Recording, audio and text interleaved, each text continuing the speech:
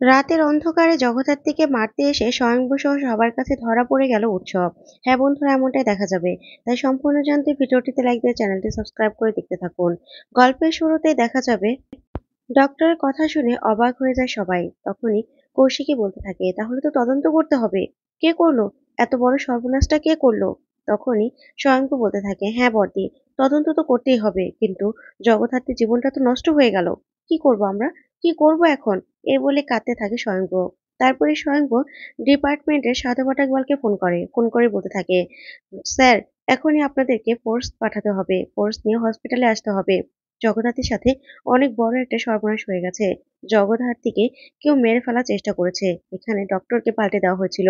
আপনারা প্লিজ এখানে আসুন। তারপরে সবটা বললেই সেখানে সাধু পাঠাকবাল সহ সবাই চলে আসে।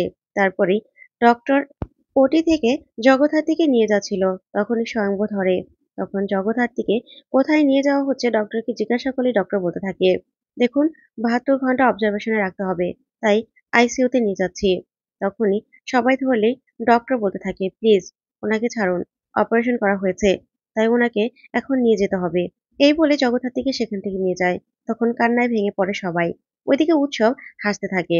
তারপরে দেখা যাবে ডক্টরের কাছে যায় স্বয়ংবর আর সাধু পাঠাকবাল। তারপরে সে ডক্টর পমিতা মণ্ডলকে স্বয়ংবর বলতে থাকে, আপনি তো ডক্টর পমিতা মণ্ডল, তাই তো?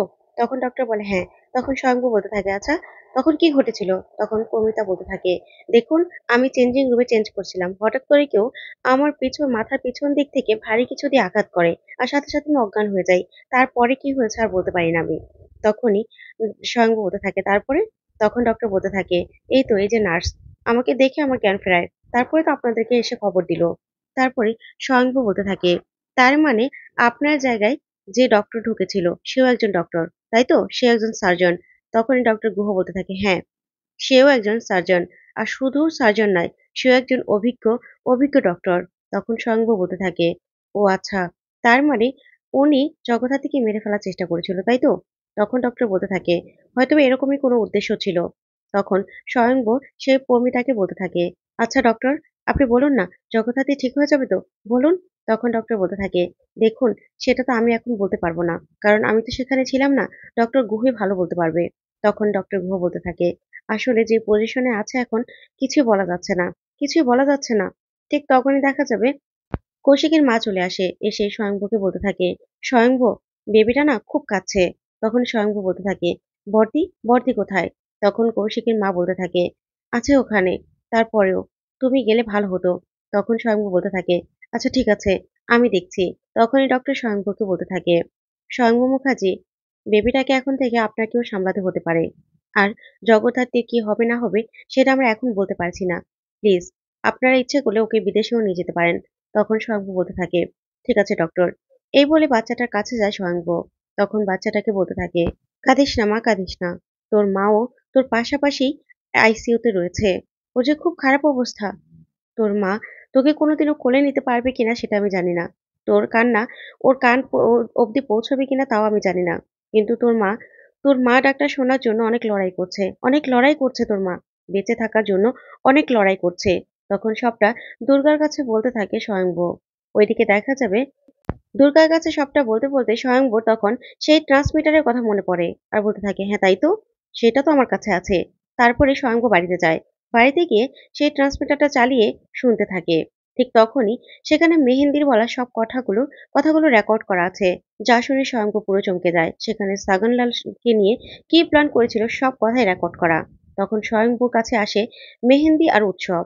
তখনই মেহেন্দির কানে আর উৎসবের কানে সেই হেডফোন দেয় স্বয়ংবর। তখন ওরাও শুনে পুরো চমকে যায়। তখন স্বয়ংভু বলতে থাকে, বুঝতে পেরেছো? বুঝতে পেরেছো কত বড় অপরাধ করেছো তোমরা? এত বড় অপরাধ করেও তোমাদেরকে জগদ্ধাত্রী ক্ষমা করে দিয়েছিল। কেন জানো? ও এই পরিবারের সবাইকে ভালোবাসতো। ও চেয়েছিল সবার সঙ্গে একসাথে বাঁচতে, সবার সঙ্গে। কিন্তু তোমরা কি করেছিলে? কি করেছিলে তোমরা? এত অপরাধ করেও তোমাদের মধ্যে বিন্দু পরিমাণ অপরাধ বোধ নেই।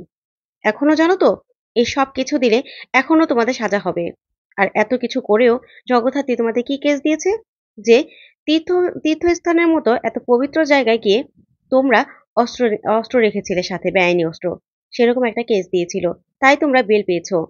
এখন তোমাদেরকে আমি ইচ্ছে করলে সাজা দিতে পারি। সাজা দিতে পারি। তখন এই কথাতেই ভয় পেয়ে যায় মেহেন্দি আর উৎসব। ঠিক তখনই সেখানে চলে আসে বৈদেহী মুখার্জি। এসে বলতে থাকে, "ওদেরকে ক্ষমা করে দাও।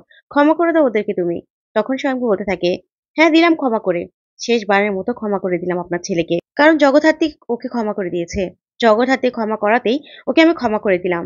কিন্তু আপনার ছেলে, তারপরেও না শিক্ষা হয়নি। শিক্ষা হয়নি আপনার ছেলের। আর দুর্গা মুখার্জি, আমার মেয়ে, আমার মেয়ের দিকে বা জগদ্ধাত্রীর দিকে যদি আর একবারও চোখ তুলে তাকায় না, তাহলে তাহলে আপনার ছেলেকে আমি সোজা চৌরাস্তায় দাঁড় করিয়ে এনকাউন্টার করে দেব। কোনো ভাইটাই কিচ্ছু মানব না।" কি করেছে? কি করেছে? জগদ্ধাত্রী ওদেরকে ক্ষমা করে দিয়েছে। কি না করেছে এই সংসারের জন্য, এই পরিবারের জন্য? তারপরেও জগদ্ধাত্রীকে আজকে ভুগতে হচ্ছে।